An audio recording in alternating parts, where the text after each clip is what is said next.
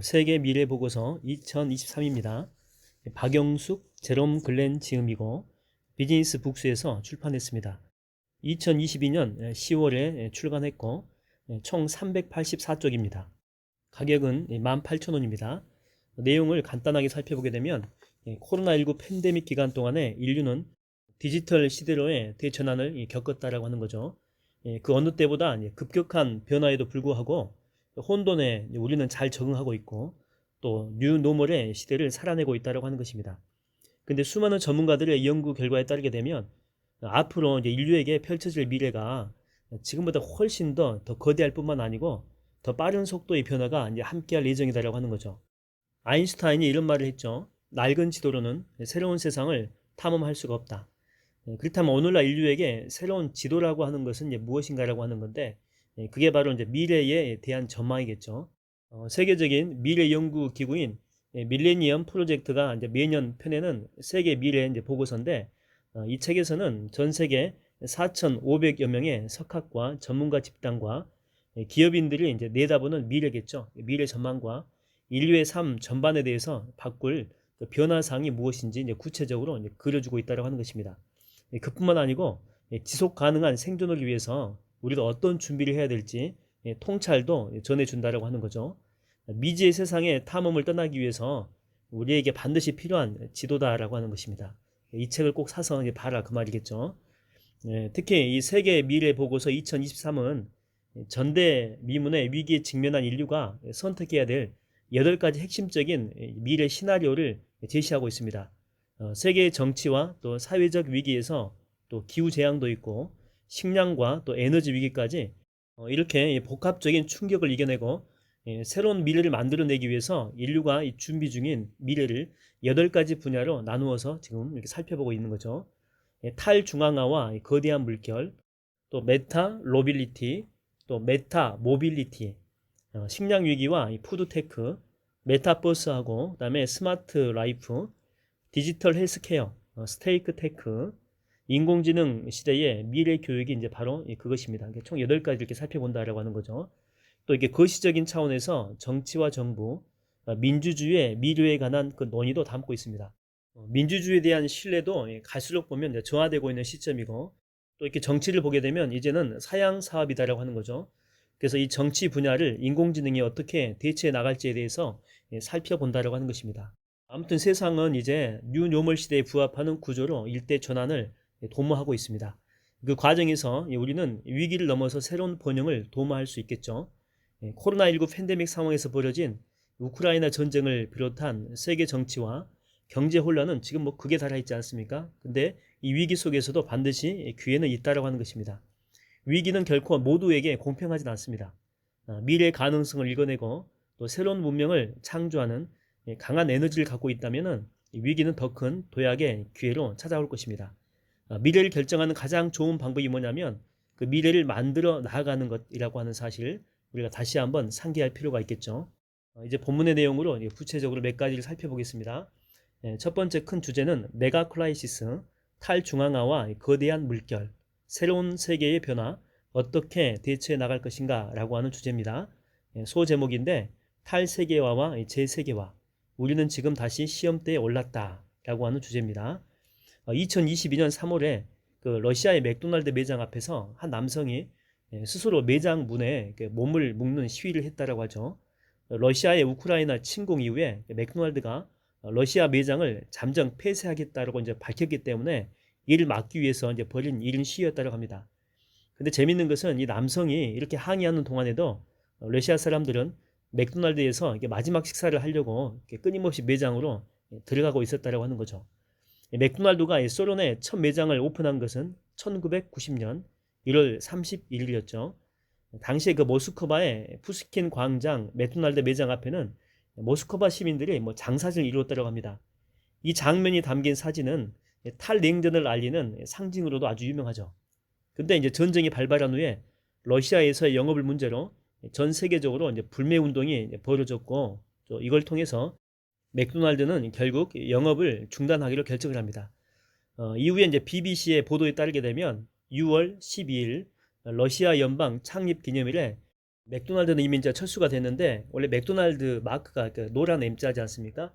근데 그 대신에 그 감자튀김과 햄버거를 형상화한 초록색 로고가 걸렸다고 하죠. 시베리아 출신 사업가가 이제 매장을 인수해가지고 러시아판의 이제 이름인 부쿠스노 이토치카, 뭐 그저 맛있다 이런 뜻을 가지고 있다고 합니다. 그러니까 러시아의 날에 다시 이제 문을 연 거죠. 개방의 상징이었던 맥도날드에 철수하고 바로 이어진 이제 현지화라고 하는 거죠. 현지화. 현지화는 21세기 초반 세계 경제를 이끌던 가장 중요한 흐름인 세계화의 그 변화를 상징하는 사건이 되었다고 합니다. 2022년 3월에 세계 최대 자산 운용사인 블랙롤의 레리 핑크 회장이 주주들한테 이런 서한을 보냈다고 합니다. 지난 30년간 우리가 경험해왔던 이 세계화는 이미 다 끝이 났다. 이런 서한을 보낸 거죠. 세계 경제 포럼 WEF인데 여기에서 세계화의 종식은 주요 의제로 또 여기서도 다뤄졌다고 합니다. 세계화하고 신자유주의를 신봉하던 기업인과 글로벌 투자자들의 그 태도가 달라진 거죠. 코로나19 팬데믹하고 러시아, 우크라이나 전쟁을 통해서 전 세계 공급망이 이제 혼란스러워졌고 또 인플레이션의 공포 때문에 모두 다 탈세계화를 언급하기 시작한 것입니다. 그러니까 지난 30년 동안 신자유주의라고 하는 이런 이름으로 이제 가속화됐잖아요. 그런데 이제 이런 공급망의 글로벌화가 종식이 되고 지역주의하고 국가주의에 기반한 공급망 형태가 이제 새롭게 등장한 거죠. 그러면서 세계 경제도 빠르게 이제 재편되고 있다고 하는 것입니다. 제롬 파월 미 연방준비제도 의장도 세계화의 종식을 말하기는 아직 이르지만 그러나 한 가지 분명한 것은 세계화는 둔화될 것이고 지금과는 다른 세상이 올 것이다라고 언급했다고 합니다. 세계화는 소련 해체를 기점으로 본격화되어서 지난 수십 년 동안 전 세계 번영을 이끌어오긴 했죠. 선진국은 값싼 인건비를 찾아가지고 아시아 등지로 공장을 많이 옮기게 됐고 또 새로운 시장을 개척을 했죠. 그 과정에서 개발도상국, 뭐 우리나라 같은 그런 국가인데 새로운 일자리를 많이 창출했고 부와 기술을 축적할 수가 있었죠. 소련 붕괴 후에 러시아가 세계 금융 시스템에 편입이 됐고 또 중국이 세계 무역기구에 가입하는 그런 과정에서는 당연히 지구촌의 세계대전 위협이 줄어들 수밖에 없을 것이고 이것 때문에 글로벌 시장이 더욱더 팽창했다고 하는 것입니다. 하지만 이제 수많은 석학들이 예견했듯이 코로나19 이후에 세계 경제의 탈세계화는 지금 가속되고 있다고 하는 것입니다. 지난 수십 년 동안에는 세계화가 이제 불가피할 뿐만 아니고 영원히 지속될 거라고 하는 강력한 믿음이 있었거든요. 하지만 그 믿음이 이제 서서히 깨지기 시작했다고 하는 거죠. 카르멘 라인하트 세계은행 수석 부총재도 이렇게 이야기합니다. 세계화의 쇠퇴가 포스트 코로나 시대의 뉴 노멀이 될 것이다. 이렇게 이야기했다라고 하는 거죠. 세계화의 종식 우려에 따라서 가장 크게 부각되는 문제는 인플레이션 공포죠. 글로벌 경제를 짓누르고 있는 이런 인플레이션이 더욱 심화된다면 세계 경제는 당연히 침체에 빠지게 되고 혁신은 멈출 수밖에 없을 것입니다. 또 IMF 총재인 게오르기에바는 이렇게 이야기를 했다라고 하죠. 세계가 잠재적인 재난 합류에 직면했다. 이런 말을 했습니다. 러시아의 우크라이나 침공은 코로나19로 가뜩이나 지금 어려운 상황인데 악재로 작용해서 경제 회복에 부담을 주고 있고 식량과 에너지 가격이 막 급등하기 시작하고 이것이 인플레이션을 부채질하는 그런 상황이 된 거죠. 게다가 금융시장의 급격한 변동성 또 기후변화의 위협이 가중되는 그 와중에 탈세계화는 가속화될 수밖에 없고 이런 상황은 세계를 지금 재난으로 몰아넣는 트리거가 될 수 있다고 하는 것입니다. 이런 이 복합적인 위기 한가운데 놓인 기업들의 생존 전략은 이미 탈세계화로 향하고 있다고 하는 거죠. 자국에 생산 시설을 두는 온쇼링, 또 원래는 해외에 생산 시설이 있었는데 이걸 다시 자국으로 이렇게 돌이키는 거죠. 이것을 리쇼링, 그다음에 통제 가능한 인접 국가로 아웃소싱하는 리어쇼링, 또 동맹국에 공장을 짓는 프렌드 쇼링, 이런 것들에 대한 관심은 2005년도 이후에 지금 최고 수준에 이르렀다고 합니다. 하지만 이런 대응책이 과연 탈세계화로 발생하는 부작용을 전적으로 이렇게 상쇄할 수 있을 것인가 라고 하는 그런 질문에는 미지수죠. 기존 체제를 완전히 대체하기는 어렵다고 하는 것입니다. 게다가 자본주의를 구성하는 주요 축이 시장 경제하고 자유무역 체제인데 이걸 거스를 수 없다고 하는 거죠. 다시 말하면 지금은 탈세계화가 커다란 물결로 다가오고 있습니다. 그러나 이 세계화를 향한 회귀는 분명히 또다시 일어날 거라고 하는 거죠. 그러니까 회귀가 형태를 달리 하더라도 제 세계화가 새로운 트렌드로 부상할 가능성은 다분하다라고 하는 것입니다. 퍼리드 저카리아라고 하는 CNN의 GPS 진행자이자 국제 정치 전문가라고 합니다. 이 사람이 이제 이런 이야기를 했다라고 하죠. 우리가 보고 있는 것은 탈세계화가 아니라 재세계화다. 이런 강조를 했다라고 합니다. 정치 지도자들은 탈세계화라고 하지만 무역량은 지금 더 늘어나고 있고 무역 상대가 기존과 달라질 것이라고 하는 것이 이제 그 사람의 주장이라고 하는 거죠. 러시아는 세계화 시스템에서 다른 국가들로 대체가 되고 또 이렇게 중국에서 수입하던 상품을 또 인도나 멕시코, 베트남에서 구입하는 식의 재세계화가 이루어질 가능성이 이제 크기 때문에 그렇다는 거죠. 그러니까 기존에 무역했던 그 국가들하고 하지 않고 새로운 국가들과 이제 하게 된다고 하는 것입니다. 여기서 중요한 것은 우리나라가 이런 재세계화의 물결 속에서 우리 한국에는 새로운 기회가 이게 될 수 있다고 하는 것입니다. 그렇다면 탈세계화가 한국 경제에 이제 위기로 다가오는가, 아니 기회로 다가오는가, 이제 그런 내용을 좀 살펴보겠습니다. 그동안 기업들은 세계화의 물결 속에서 유례없는 성장과 번영을 누려왔죠. 전 세계를 무대로 가장 싼 가격에 효율적으로 물건을 생산할 수 있는 곳으로 생산 기지를 옮긴 거죠. 그리고 오로지 가격과 생산의 효율성만 중시하면서 경제 성장을 이끌어갔던 건 사실입니다. 이 과정에서 특히 중국은 압축적인 경제 성장을 이뤄냈고 미국을 위협하는 존재로 부상하게 됩니다. 한국도 이제 큰 수혜를 이때 입게 되죠. 그러면서 고도 성장을 이루게 됩니다. 한국은 이 글로벌 수준의 제조 역량과 우수한 인력을 보유하고 있는 덕분에 세계화를 통해서 단기간에 경제 성장을 이뤄낼 수가 있었죠. 그러나 이 초세계화 시대가 끝나고 있다면 제조업 수출을 중심으로 이제 우리나라가 성장해 왔는데 우리나라가 이제 경제적으로 타격을 입을 수밖에 없다고 하는 것입니다. 2022년 5월 한국무역협회 국제무역통상연구원이 국내 수출 기업인 1094개사를 대상으로 조사를 실시했는데 85.5%의 기업이 공급망 때문에 지금 문제를 겪고 있는 것으로 나타났다고 합니다. 특히 이제 물류난과 원자재 가격이 많이 상승했지 않습니까? 이것 때문에 수익성 악화가 가장 큰 애로사항이다라고 나타났다고 합니다. 과거 냉전기에는 국가 간의 경쟁에서 안보 영역이 가장 중요했지만 지난 30년 동안 세계화 시대에서는 경제가 우선시 되었죠.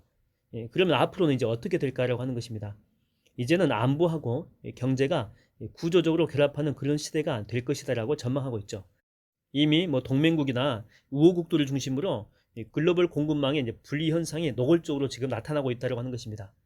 미국 정부는 국가 안보하고 직결되는 첨단 반도체 기술하고 관련해 가지고 한국과 또 일본과 대만 이렇게 해 가지고 칩4 동맹이라고 이런 4개 국가로 이렇게 동맹을 지금 추진 중인데, 근데 문제는 뭐냐면 한국 반도체를 가장 많이 수입하는 국가가 이제 중국이라고 하는 거죠. 그러니까 중국과 미국을 중심축으로 글로벌 공급망 경쟁이 지금 심화되고 있는 가운데 있는데 한국은 이미 지금 갈등의 중심에 놓여 있다고 하는 것입니다. 왜냐하면 한국의 반도체는 미국의 원천 기술에 의존하고 있기 때문에 미국이 주도하고 있는 반도체 공급망 재편, 아까 봤죠? 칩4 동맹, 여기에 참여할 수밖에 없는 그런 실정이죠. 따라서 중국의 이제 반발을 잠재울 미완이 필요합니다. 2021년 한국의 반도체 수출액이 1280억인데 이 중에 중국과 홍콩의 수출 비용이 60%에 달하기 때문이죠. 이러한 상황에서 지금 양국의 평 가르기가 격화되고 있죠. 그러니까 우리나라는 고민이 깊어질 수밖에 없습니다. 우리의 경제적인 이익을 위해서는 미국과 중국 사이에서 균형을 유지하는 그 외교력이 필요하다고 하는 거죠. 이미 우리의 주요 무역 파트너이자 경쟁국인 중국의 압박이 이미 시작되고 있습니다. 이로 인해 가지고 중간재 등 중국의 수출 의존도가 높은 산업이 타격을 받기 시작했죠. 반면에 중국과 경쟁하는 산업이었던 조선이나 기계, 전자제품 분야는 또 수혜를 누릴 수가 있습니다. 다시 말하면 무역 의존도가 높은 우리나라의 경우에 탈세계화는 분명히 악재가 될 가능성이 높죠. 하지만 일부 산업이 반사이익을 노릴 수가 있다고 하는 거죠. 이제 이런 점을 고려한다면 부정적인 여파를 어느 정도 상쇄할 수도 있을 것이다 라고 이제 판단이 된다고 하는 것입니다. 이처럼 탈세계화의 기조에서 벌어지는 글로벌 공급망 재편은 위기지만은 또 새로운 기회가 되기도 합니다. 중국에 대한 과도한 의존을 줄이게 되고 핵심 소재, 부품, 또 장비의 가치 사슬 구조상 허브 국가를 또 발굴해낼 수도 있고 대체 가능한 공급선을 확대해 나갈 수 있는 계기를 만들어낼 수도 있기 때문이죠.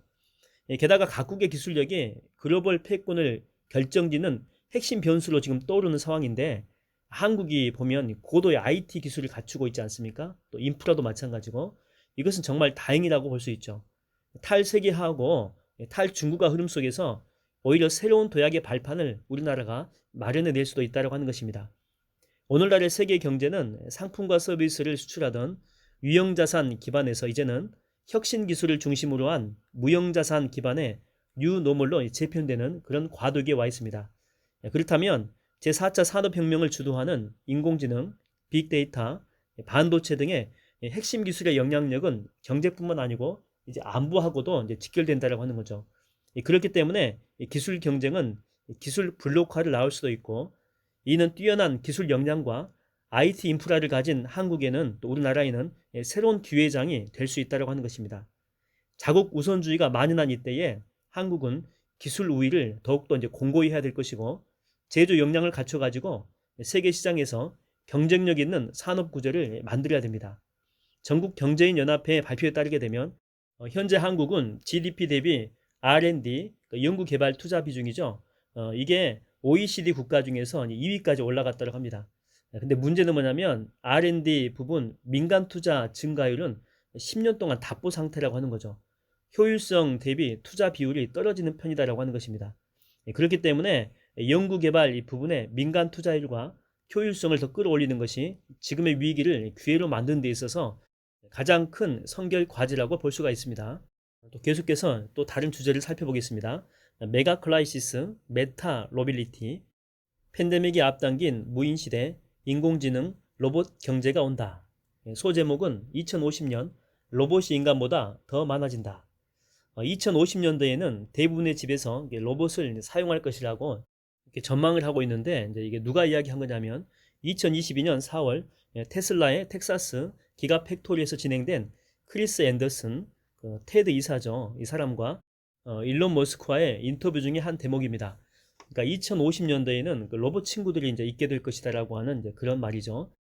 일론 머스크는 2021년 8월에 인공지능 데이의 옵티머스에 대한 상세 정보를 처음으로 공개하게 됩니다. 그는 옵티머스를 가리켜서 공장 작업용이지만 가정에서 사용할 수 있도록, 스타워즈 보게 되면 R2D2하고 3PO가 있지 않습니까? 이런 멋진 반려 로봇으로 나중에는 만들어낼 수 있다라고 이야기를 했죠. 실제로 2050년도에는 인간보다 로봇이 훨씬 더 많아질 그런 전망이라고 합니다. 로봇은 의식 기술 문명과 자아실현 경제로의 진화를 지원하며 우리의 일상 곳곳에서 이제 함께 할 수 있다고 하는 거죠.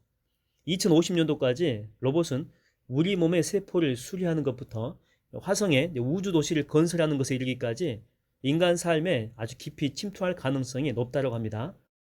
미국의 카네기 멜론 대학의 로봇공학 연구소의 한스 모라벡 교수는 자신의 책 로봇이라고 하는 책을 썼는데, 여기에서 2040년까지 사람처럼 보고 말하고 행동하는 로봇이 등장하게 되고, 2050년대 이후에는 이 로봇이 놀라운 속도로 인간의 능력을 추월해서 지구의 주인이 될 것이다 라고 예상하고 있습니다.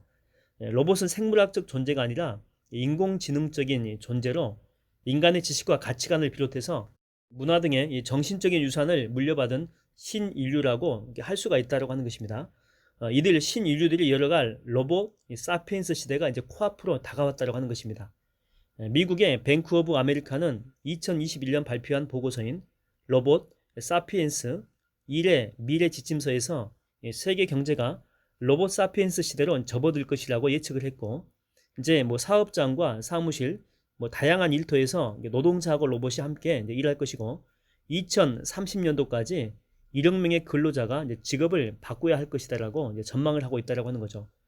로봇은 점차 이제 인공지능에 의해서 이제 관리가 될 텐데, 2050년도까지 세 종류의 로봇이 우리 인간의 삶에 이제 파고들 것이라고 하는 건데, 첫 번째는 ANI, Artificial Narrow Intelligence, 초기 수준의 협의적인 인공지능이고 아주 뭐 기본적인 기능을 수행하는 인공지능 ANI.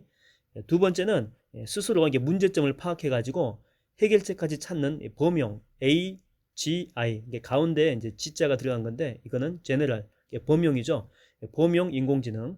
그다음에 이제 초인공 지능인 ASI, S는 슈퍼죠.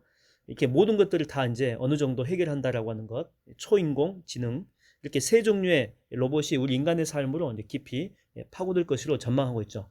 그것들은 우리의 몸과 우주 공간, 아무튼 인간이 일하는 모든 곳에 다 존재하게 될 것이고, 상황에 맞게 모양과 기능을 스스로 막 변형해 가지고 진화할 전망이다라고 하는 것입니다.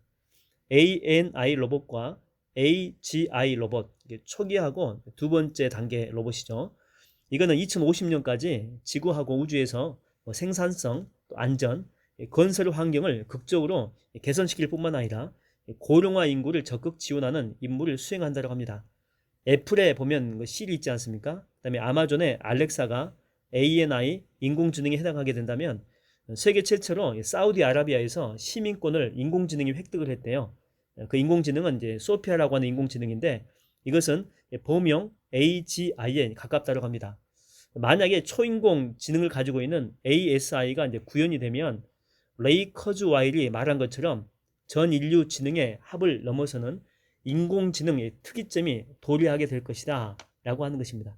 전체 지구상에 존재하는 모든 사람들의 그 지능의 합을 인공지능 하나가 이제 능가한다라고 하는 것이죠. 인공지능 로봇의 혁신적인 발전은 세계가 2050년도까지 탄소 중립을 달성하고 빈곤을 퇴치하는데 분명히 도움이 될 것입니다. 근데 ASI 로봇은 디스토피아적인 공상과학 소설의 내용, 그러니까 기계하고 인간하고 막 싸우는 그런 내용 있지 않습니까?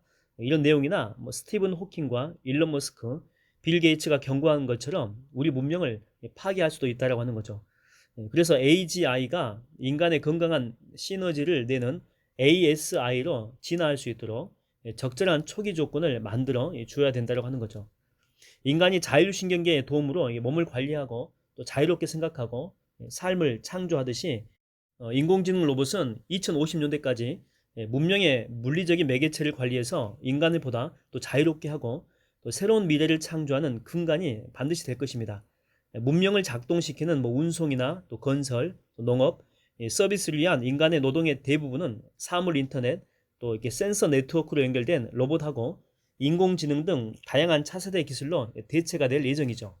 이미 카네기 멜론 대학 연구원들은 자연적 사람 모방 로봇 학습 이 소프트웨어를 개발했다고 합니다. 그러니까 로봇이 사람의 행동을 모방해서 스스로 학습한다고 하는 거죠. 그리고 별다른 지시가 없어도 알아서 이제 일을 수행하는 것입니다. 그렇다면 앞으로 로봇은 인간이 원하는 것 이상의 것을 예상해서 지원할 수도 있다고 하는 거죠. 그러면 다음과 같은 철학적인 질문이 제기될 수도 있습니다. 누가 당신의 인생을 책임지고 있을까? 어쩌면 이 질문에 선뜻 답하기 어려운 상황에 우리가 직면할 수도 있다고 하는 거죠. 로봇 문명은 인간 노동과 지식에서 기계 노동과 지식으로의 역사적인 전환을 분명히 가져올 것입니다. 이는 일자리 경제에서 자아실현 경제로 이제 전환이 될 것임을 예고하는 거죠. 그리고 사람들은 자신의 이제 몸과 의복에 통합된 나노봇이 있는데 이것이 인공지능 로봇하고 이제 통신한다고 하는 거예요. 통신. 그래서 의식과 기술의 연속체로서의 삶을 경험하게 된다고 하는 것입니다. 따라서 이 사이버 생활이라고 하는 것, 또 이 메타버스에서 삶과 우리가 실질적으로 이렇게 현상적인 이 물리적 생활 이런 삶이죠. 이런 구분이 점점 모호해지게 되고 그 두 세계 사이에서 분명히 이제 혼란스러움을 느끼게 될 것이다라고 하는 것입니다. 어떤 형태의 로봇은 자신이 기계의 지능을 갖고 있다는 사실을 잊어버릴 정도로 인간화될 수도 있다라고 하는 거죠. 우리는 이러한 변화가 과연 인류를 위한 긍정적인 발걸음이 될 것인가를 놓고 열띤 토론을 벌일 필요가 있습니다. 하지만 확실한 것은 이와 관련해서 인류는 더 계몽되어야 한다고 하는 거죠. 로봇과 인공지능이 우리 삶을 한순간에 뒤바꿀 것이라는 막연한 두려움에 휩싸일 필요가 없고 그들이 우리에게 어떤 영향을 미칠지 구체적으로 이해하면서 상호작용하는 법을 배워나가면 된다고 하는 것입니다. 다음 주제는 메가 클라이시스, 메타 모빌리티, 에너지와 기후위기, 혁신적인 이동혁명이 시작된다. 소 제목입니다. 자율주행차, 로봇 시대를 어떻게 이끌어 나갈 것인가. 애플의 CEO인 팀 쿡은 미래차의 핵심 기술로 자율주행을 꼽았죠. 그러면서 자율주행하는 차가 아니라 로봇이다 라고 선언을 했습니다. 애플은 몇 년 전부터 프로젝트 타이탄이라고 하는 걸 통해 가지고 전기 자율 주행차 산업에 전념을 하고 있죠. 또 2021년 8월 테슬라의 일론 머스크는 회사의 인공지능 데이 행사에서 테슬라봇을 공개를 했습니다. 발표 당시에 그는 테슬라봇이 자동차 사업보다 훨씬 더 중요한 잠재력을 가지고 있다라고 밝히면서 2023년까지 올해까지죠. 테슬라봇 양산 준비를 끝내겠다라고 선언했습니다. 올해가 23년인데 이건 아마 불가능할 것 같습니다. 자율주행차를 개발 중인 빅테크 기업 수장들의 그 로봇에 대한 관심은 무한하죠. 그들은 자율주행 기술이 로봇 시대를 어떻게 바꾸어 나갈 것인가에 대해서 궁금증을 불러일으킵니다. 자율주행차는 좁은 의미로는 인공지능의 수천 가지 응용 프로그램이 확산될 수 있도록 새로운 신세계를 여는 그 문을 여는 킬러 웹이라고 볼 수 있죠. 이는 전구의 발견하고 똑같습니다. 토마스 에디슨이 발명한 그 전구의 성공은 선풍기, 냉장고, 또 세탁기, 컴퓨터에 이르기까지 수천 가지의 다른 전기 응용 분야에 수문을 열어준 거죠. 자율주행 시스템도 마찬가지입니다. 전구가 우리 삶을 바꾼 것과 같이 그런 큰 파급 효과를 가져올 것이다라고 하는 거죠. 자율주행이 단순히 운전의 자동화가 아님을 이해하려면 먼저 우리가 자율주행 소프트웨어에 대해서 이해를 해야 됩니다. 이 소프트웨어가 수행하는 작업은 모델링과 탐색이라고 하는 두 가지 광범위한 기능으로 나눌 수가 있죠. 여기에서 모델링 소프트웨어라고 하는 것은 인간 운전자가 하는 것처럼 감각을 입력한 뒤에 차체 주변의 동적 3차원 환경에 대한 정확한 이 모델을 구축하는 그런 방법입니다. 카메라, 레이더, 수중 음파 탐지기, 또 마이크, 이런 엄청난 양의 데이터를 수집한 다음에 강력한 온보드 컴퓨터에 이를 분석하게 하는 거죠. 그 결과 실시간으로 업데이트되는 그 차량 주변의 그 세계의 상세한 그 그림들이 생성이 된다고 하는 것입니다. 그 다음에 이 사진을 가지고 차량은 역동적인 환경을 탐색한다고 하는 거죠. 다시 말하면 주변에 다른 물체를 인식하고 이들과 상호작용하는 방법에 대해서 결정하는 거죠. 모델링 및 탐색은 인간하고 동물은 쉽게 수행할 수 있는 그런 작업입니다. 반면에 로봇은 이를 마스터하기가 어렵죠. 근데 머신러닝의 꾸준한 발전과 컴퓨터 과학의 혁신과 컴퓨팅 하드웨어의 놀라운 성장 덕분에 이러한 문제가 해결됐다고 하는 것입니다. 구글의 자회사인 웨이모라고 하는 이 회사는 이미 사람이 운전하지도 않는데 공공거리에서 작동하는 차량을 보유하고 있죠. 그러니까 자율주행차라고 하는 것은 더 이상 공상과학 소설 속의 이야기가 아니고 현실 속에서 이미 이루어지고 있다고 하는 것입니다. 또 하나의 핵심 기술은 머신 러닝인데 일례로 걷는 로봇은 단 몇 시간 만에 자연스럽게 걷는 법을 배울 수가 있다고 하는 거죠. 2021년 오리건 주립대학 연구진이 개발한 이족 보행 로봇인 캐시는 머신 러닝의 일종으로 학습의 깊이를 더하는 딥러닝 강화 알고리즘을 탑재했다고 합니다. 그래서 달리기를 하도록 했는데 이걸 이제 독학하게 한 거죠. 그래서 자갈길도 또 인도도 들판도 그러니까 한 5km 정도를 스스로 걷게 해서 달리기 하는 방법을 습득하게 한 것입니다. 53분 만에 완주했다고 합니다. 이러한 시스템은 기계에 대한 목표를 설정한 다음에 인간이 시행착오하고 실행을 통해서 이렇게 배울 수 있는 것처럼 실제 세계하고 시뮬레이션된 현실 모두에서 인간하고 유사한 방식으로 학습할 수 있게 한다고 하는 것입니다. 상상 속의 다양한 가능성에 기반한 학습인데 이러한 딥러닝 시스템은 다리가 몇 개든지 상관없이 몇 시간 안에 로봇을 세워서 걷게 할 수가 있다고 하는 것입니다. 또 다른 사례는 구글의 인공지능 개발 자회사인 딥마인드가 만든 프로그램인 알파제로입니다. 2016년도에 딥마인드의 프로그램이었던 알파고가 세계 바둑 챔피언 8회 우승자죠. 우리가 알다시피 이세돌 구단입니다. 4승 1패로 승리를 거두게 됩니다. 그리고 당시에 세계 랭킹 1위였던 커제 구단과의 대결에서는 3전 전승을 거두게 되죠. 이후에 딥마인드는 알파고 이후에 이제 새로운 버전이죠. 알파 제로를 발표하게 됩니다.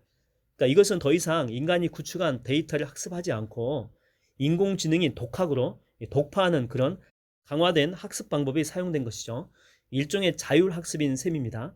알파 제로는 쇼기, 일본의 장기인데 챔피언인 인공지능 엘모를 2시간 만에 꺾어버리고 또 체스 챔피언 이것도 인공지능인데 스톡피쉬를 4시간 만에 또 꺾고 바둑 챔피언 인공지능 알파고 제로라고 하는 게 있는데 이걸 30시간 만에 제압했다고 합니다. 그러니까 알파 제로의 사례는 자동화 기술의 미래 궤적에 대한 또 다른 교훈을 우리에게 제공하고 있죠. 매우 어려운 머신 러닝 문제 해결을 더 간단하고 쉽게 일반화할 수 있다고 하는 것입니다. 이는 데이터 중심 인공지능이 알고리즘 중심 인공지능으로 변하고 세대 교체가 일어났음을 의미하는 거죠. 인공지능이 이제 복잡한 실생활의 문제를 해결하는 능력을 분명히 이제 높여갈 것이고, 이는 자율주행차의 중요한 솔루션이 될 수밖에 없다고 하는 것입니다. 이 자율주행 기술을 둘러싼 기업 간의 전쟁에서 승리한 회사는 아무튼 2030년까지 전 세계 노동시장의 상당 부분을 분명히 장악하게 될 것이며, 그 가치는 세계 경제의 최대 4분의 1까지 차지하게 될 것이다. 25%죠. 엄청난 수익을 발생하게 될 것이다 라고 하는 것입니다. 그러니까 이와 관련된 통찰을 얻기 위해서 소프트웨어 경쟁 개발의 우리 사례를 한번 살펴보려고 합니다. 1980년대 들어와서 마이크로소프트와 애플은 IBM하고 제력소와 같은 기존의 거대 기업을 제쳤죠. 그리고 개인용 컴퓨터 운영체제 시장에서 압도적인 점유율을 확보했고, 주변 기술 생태계의 많은 부분을 이제 여기 기업이 두 개 기업 마이크로소프트와 애플이 이제 통제하게 됐다라고 하는 것입니다. 또 2000년대에는 애플과 구글이 노키아하고 블랙베리 같은 기존의 거대 기업을 제치고 휴대전화용 운영체제 시장의 90% 이상을 차지하게 됩니다. 그리고 이걸 또 매우 빠르게 활용해서 대부분의 주변 기술 생태계를 통제하게 되죠. 또 오늘날에는 테슬라와 같은 회사가 GM이나 도요타 같은 기존의 자동차 제조업체를 추월해서 AVS용 운영체제 시장을 장악할 태세를 갖추고 있죠. 자율주행 기술도 마찬가지입니다. 그러니까 혁신적 모빌리티 기술은 물류 배송이나 금융, 또 건설, 쇼핑, 가전, 농업 등 거의 모든 산업에 영향을 반드시 미칠 수밖에 없겠죠. 기술 혁신이라고 하는 게 단지 자동차 산업에만 국한되지 않는다고 하는 것이죠. 자율주행 기술은 비즈니스와 경제 및 정책 결정의 모든 기존의 규칙을 깨트릴 가능성이 높습니다. 그러니까 우리가 원튼 원치 않든지 간에 10년 내에 자동화에 의해서 세계 노동시장에 대규모 실업 혼란이 진행될 가능성이 높다고 하는 것입니다. 기술 때문에 번영과 평등이 지속 가능한 세상이 도래하고, 덕분에 인간은 노동에서 보다 이게 자유로워질 수는 있거든요. 그러나 부의 격차는 훨씬 더 벌어질 것이다라고 하는 그런 전망이 있습니다. 그러니까 오랫동안 미래지향적인 환상으로 여겨져 온 자율주행차의 본격적인 출시가 이제 가까워지게 됐죠. 그래서 전 세계가 지금 세심한 주의를 기울이고 있습니다. 분석가들은 자율주행차의 광범위한 채택으로 인해서 이점과 단점이 이제 혼재할 것으로 예상하고 있습니다. 자율주행차의 보급 비용을 낮추고, 또 안전을 개선하고, 접근성을 높이고, 운송 전반에 대한 환경 발자국을 줄일 것이라고 하는 점은 틀림없이 좋은 소식이죠. 그러나 한편으로는 현재 그 차량 운전으로 생계를 꾸리는 전 세계 수백만 명의 사람들이 향후 10년 안에 일자리를 잃어버리게 된다고 하는 그런 말이 되기도 합니다. 우리는 지금 인류 역사의 중요한 갈림길에 서 있습니다. 한마디로 말하면 스릴 넘치는 순간이죠. 이 경이로운 일을 성취하고 진정으로 평등하고 지속 가능한 세상을 건설하기 위해서 이 기술을 어떻게 사용하면 좋을지 고민을 해야 된다고 하는 것입니다. 분명히 급진적인 자동차는 전 세계 사람들에게 풍요와 또 풍부한 기회를 제공했고, 거대한 도약을 분명히 이끌어냅니다. 그러나 혁신적인 기술이 인류의 번영과 지속 가능한 세상을 약속하지는 않는다고 하는 거죠. 그건 기술만으로는 달성할 수가 없다고 하는 것입니다. 기술이 그 목표를 달성할 수단은 제공합니다. 그러나 그 다음 질문이 우리에게 기다리고 있다고 하는 것입니다. 그러니까 세상에 쏟아질 이 엄청난 혜택을 어떻게 분배할 것인가, 이 분배의 문제가 있다고 하는 거죠. 오늘날의 제도는 풍요가 아니라 이 결핍을 다스리기 위해서 구축이 되어 있죠. 그러므로 지금 우리가 함께 살아가야 될 세상이 잘 구동될 수 있도록 사회적, 경제적, 정치적인 장치가 이제 마련돼야 한다라고 하는 것입니다. 다음 주제입니다. 메가 클라이시스, 디지털 헬스케어, 초고령화 사회, 평균 수명 150세 시대가 온다. 소 제목입니다. 더 사느냐, 이제 그만 죽느냐, 그것이 문제다. 우리는 113년을 살 수 있다. 하지만 나의 공식적인 견해는 150년이다. 이 말을 누가 했냐면 하버드 의과대학의 데이비드 싱클레어 교수가 노아의 종말이라고 하는 책에서 인간은 장수 유전자와 기술 등을 이제 고려해서 보수적으로 계산해도 150년 이상은 살 수 있다라고 이제 말했다고 합니다. 그동안 노아는 인간이 거스를 수 없는 숙명이었죠. 하지만 의학과 각종 기술의 발전으로 건강한 수명 연장과 노인성 질병 예방 치료의 대혁신이 지금 예고되고 있습니다. 구글의 창립자인 레리 페이지와 아마존의 제프 베조스, 또 오라클의 레리 앨리슨과 페이팔의 피터 틸도 수명 연장 연구에 투자하고 있죠. 그뿐만이 아닙니다. 그들 모두의 재력을 합친 것보다도 훨씬 더 많은 자금을 가지고 있는 사우디아라비아 왕국도 수명 연장 연구 계획을 발표했다고 합니다. 사우디 왕실은 해볼루션 재단을 통해서 노화 생물학에 대한 기초 연구를 지원하고 사람들의 수명을 연장하는 방법을 찾는데 연간 10억 달러를 사용할 예정이라고 합니다. 로체스터 대학 생물학자들의 새로운 연구에 따르게 되면 생명 연장 이 퍼즐의 핵심 조각은 유전자 발현을 조정하는 메커니즘에 있다고 합니다. 연구원들은 수명과 관련된 유전자를 조사해서 이들 유전자의 특성과 함께 유전자 발현을 제어하는 두 가지 시스템을 이미 밝혀냈다고 하죠. 수명 유전자에 대한 이 새로운 연구는 노화 관련 질병을 퇴치하는 데 새로운 표적을 제시하고 있죠. 연구원들은 말 쥐부터 벌거숭이, 두더지 쥐까지 최대 수명을 가진 포유류 26종의 유전자 발현 패턴을 비교해서 수면과 긍정적 또는 부정적인 상관관계가 있는 수천 개의 유전자를 이미 확인했다고 합니다. 수명이 긴 종은 에너지 대사나 염증과 관련된 유전자의 발현이 낮은 경향이 있음을 발견을 했고, 반면에 그 단명종은 에너지 대사와 염증에 관여하는 유전자의 그 발현이 높다 이렇게 나왔다고 합니다. 그리고 DNA 복구, RNA 수송, 미세 소관 조직에 관여하는 유전자의 발현이 낮은 경향이 있었다고 합니다. 연구원들은 부정적인 수명 유전자하고 긍정적인 수명 유전자의 발현을 조종하는 그 메커니즘 분석을 통해서 부정적인 수명 유전자를 통제할 수 있음을 발견해냈죠. 반면에 DNA 복구나 RNA 수송, 미세 소관에 관여하는 양성 수명 유전자는 다능성 네트워크를 통해서 통제하고, 또 이 다능성 네트워크는 체세포를 배아줄기 세포로 재프로그램하는 것을 이렇게 돕는다고 합니다.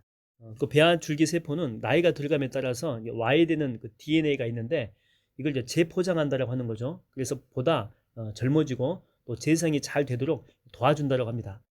노화 예방과 관련된 기술 업체 중에 주목할 만한 곳은 러시아 출신의 IT 거물이자 기업가가 엄청난 금액을 투자해 가지고 세운 알토스 랩입니다. 제프 베조스도 이곳에 또 엄청난 돈을 투자한 것으로 알려져 있죠. 알토스 랩은 생물학적인 리프로그래밍 기술을 추구한다고 합니다. 이는 세포에 단백질을 주입해서 세포가 배아줄기 세포의 특성을 가진 상태로 되돌아갈 수 있도록 하는 기술이죠. 세포의 노화를 되돌리는 기술인 셈입니다. 이를 통해서 인간 수명을 50년 더 연장할 수 있을 것으로 보고 있죠. 보통 쥐들이 3년 정도 사는 것에 비해서 벌거숭이, 두더지 쥐는 수명이 30년 이상이라고 합니다. 특이한 점이 뭐냐면 일반 쥐보다 10배 이상 더 오래 사는데 노화가 거의 진행이 되지 않는다고 하는 거죠. 구글의 바이오 회사인 캘리코 연구진은 벌거숭이, 두더지 쥐가 나이가 들어도 세포의 기능이나 몸의 구성 성분, 신체 대사 지표 등의 특별한 변화가 없다는 것을 밝혀냈죠. 그래서 이 벌거숭이, 두더지 쥐가 늙지 않는 비결은 DNA에 손상이 생길 때 이를 바로잡는 능력이 뛰어나기 때문이라고 하는 게 이제 연구진의 설명으로 드러나게 됩니다. 평생 늙지 않다가 30년이 지난 후에 이게 죽는 이 미스테리가 아직도 밝혀지지 않았죠. 그러니까 이것은 형광등과 LED 등의 차이점이라고도 이게 볼 수가 있죠. 그래서 아무튼 이걸 우리가 잘 연구를 하고 이걸 인간 수명에도 적용을 시킨다면 아마 사람은 150세 이상의 수명 연장이 가능하지 않을까 이렇게 연구하고 있다고 합니다. 소제목으로 3D 바이오 프린팅과 아바타 장기에 대해서 살펴보겠습니다. 자신의 세포를 이용해 가지고 신체 일부를 재건하는 3D 바이오 프린팅 기술은 미래의 의료 기술에 있어서 중요한 역할을 이제 아마 하게 될 것이라고 이야기합니다. 최근에 그 선천적으로 작은 기를 갖고 태어난 한 여성이 미국의 재생의학 기업인 3D 바이오 테라퓨틱스가 개발한 3D 바이오 프린팅 기술을 이용해 가지고 자신의 세포로 만든 귀를 이식받는데 성공하게 됩니다. 의료 기술이 나날이 발전하는 가운데 3D 바이오 프린팅 기술에 대한 관심은 더욱더 커지고 있죠. 3D 바이오 프린팅의 원리는 바이오 잉크를 이용해서 3차원의 구조체를 이렇게 만드는 것입니다. 바이오 잉크는 인체 장기나 조직을 대체할 수 있는 소재로 우리 몸에 있는 생분해성 고분자하고 세포 재생 물질을 포함하고 있다고 합니다. 인체 기능 복원과 회복을 목적으로 하기 때문에 의료 분야에서 사용이 되죠. 환부 깊이와 넓이를 측정한 후에 바이오 잉크로 환자 맞춤형 인체 조직을 만든다고 하죠. 그러나 이 아이디어는 인쇄할 수 있는 장계 유형을 제한하는 기술적인 문제가 있다고 하는 것입니다. 그런데 유저지의 스티븐슨 공과대학 연구원들이 모든 이 조직 유형을 재생산하기 위해서 수십 년 된 기술을 개선해서 이러한 장벽을 지금 극복하기 위해서 노력하고 있다고 합니다. 이 연구는 열린 상처에 직접 피부를 프린팅할 수 있는 기술을 포함해서 언제든지 모든 종류의 기관을 3D로 프린팅할 수 있는 경로를 앞으로 열어갈 수 있을 것이라고 전망하고 있다고 하는 거죠. 불로장생이라고 하는 것은 인류의 오랜 염원입니다. 이와 관련된 윤리적, 사회적 문제는 아직도 과제로 남아있지만 의료학계에서는 그 꿈을 가능케 하는 노력을 멈추지 않고 있습니다. 선진국의 노화 연구는 정부 기관은 물론이고 의료과학계에서 경쟁적으로 진행하고 있는 그런 상황이죠. 미국의 국립노화연구소와 일본의 도쿄 건강장수의료센터 등의 국가 차원에서 연구가 활발히 진행되고 있습니다. 그뿐만이 아니죠. 전 세계 명문 대학의 연구진과 실리콘밸리의 CEO들도 수명 연장 연구에 대한 다양한 차원의 투자를 하고 있습니다. 그렇다면 세계에서 가장 빠른 속도로 고령화에 진입하고 있는 한국만이 이를 등한시할 이유가 없다라고 하는 거죠. 관련 연구가 본격적으로 이루어져야 된다라고 하는 것입니다. 다음 주제입니다. 메가클라이시스, 스페이스 테크, 우주 경제 전쟁, 제2의 빅뱅이 시작된다. 소제목입니다. 모두를 위한 우주여행 시대가 열린다. 오비탈 어셈블리의 부시장이자 호텔 설계자인 팀 알라토레가 이런 말을 했다고 합니다. 엄마 아빠하고 함께 우주로 여행 가는 것이 정상적인 일이 될 거라고 생각합니다. 우주 비행사가 되는 것은 더 이상 새로운 일이 아닙니다. 모두가 해냈기 때문이죠. 그러니까 우주 여행 시대의 개막은 민간 우주 개발 회사의 노력으로 아무튼 놀라운 혁신을 이뤄냈죠. 그래서 앞당겨졌다고 하는 것입니다. 그러니까 앞으로 호텔 창문 밖으로 아름다운 우주 풍경을 볼 수 있는 날이 점점 더 가까이 다가오고 있다고 하는 거죠. 세계 최고의 억만장자인 일론 머스크하고 제프 베조스가 이제 둘 사이의 우주 대결을 지금 벌이고 있죠. 근데 민간인의 우주여행은 그리고 실제로 현실이 됐습니다. 스페이스 이제 X는 2021년 9월 민간인들을 대상으로 우주여행을 실시했는데 이제 성공했죠.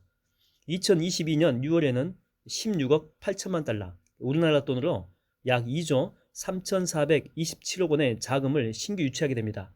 기업 가치도 1,250억 달러, 우리나라 돈으로 174조입니다. 엄청 많이 뛴 거죠. 같은 날 미 연방항공국은 스페이스X의 75가지 사전 조치 완료를 전제로 스타쉽 발사 프로그램에 대해서 환경 영향 평가를 승인합니다. 이로써 이제 우주선을 화성과 달에 보내겠다라고 하는 스페이스X의 목표치로는 더욱더 앞당겨지게 된 것이죠. 제프 베조스의 블루 오리진의 우주 여행도 순조롭습니다. 2022년도에 6명의 승객이 탑승한 채로 뉴 세퍼드 로켓과 우주선을 쏘아 올려서 5번째 준궤도 우주여행에 성공하게 됩니다. 이날 비행의 최고 고도는 106km였고 승객들은 3분 동안 무중력을 체험한 뒤에 발사장으로부터 한 3km 정도 떨어진 착륙장으로 무사히 돌아오게 됩니다. 블루 오리진은 첫 유인 비행 성공 이후에 5차례 비행을 또 모두 성공적으로 마치게 됩니다. 그래서 준궤도 우주여행 사업 경쟁에서 확실하게 주도권을 쥐게 되죠. 이들은 모두 인류의 새로운 터전을 개척하겠다라고 하는 꿈을 꾸고 있지만 추진하는 방식은 다릅니다. 일론 머스크는 화성 도시 건설에 주력하고 있죠. 현재 개발 중에 있는 스타쉽 우주선과 슈퍼 헤비 로켓으로 화성 기지를 건설하고 한 번에 100명씩을 화성에 보낸다고 합니다. 그래서 100만 명 화성 거주 시대를 열겠다라고 하는 그런 포부를 가지고 있습니다. 반면에 베조스는 우주 공간 그 자체에 집중했죠. 우주의 그 궤도에 지구를 모방한 거대한 자급자족 주거 기지를 건설하겠다라고 하는 그런 비전을 가지고 있죠. 호텔과 테마파크 등을 건설해서 200에서 한 300만 정도 사람들이 거주할 수 있도록 집단 거주지를 만든다라고 하는 것이 그가 상상하는 미래입니다. 또 베조스는 달과 소행성을 오가는 자원 채굴 사업도 준비하고 있다고 합니다. 전 세계 억만장자들 뿐만 아니라 수많은 우주에 관련된 스타트업들도 우주를 향한 인류의 열망을 더욱더 구체화하고 있죠. 이제 기술적으로 우주여행을 방해하는 것은 없습니다. 단지 이제 시간과 돈의 문제인데 이를 극복하기 위한 노력도 꾸준히 지금 이루어지고 있는 상태죠. 소주제로 스페이스 코인 프로젝트에서 우주 풍선까지의 내용을 살펴보겠습니다. 우주 스타트업 스페이스 퍼스펙티브는 대형 기구 우주선인 스페이스십 넵튠을 활용한 여행 상품을 출시하게 됩니다.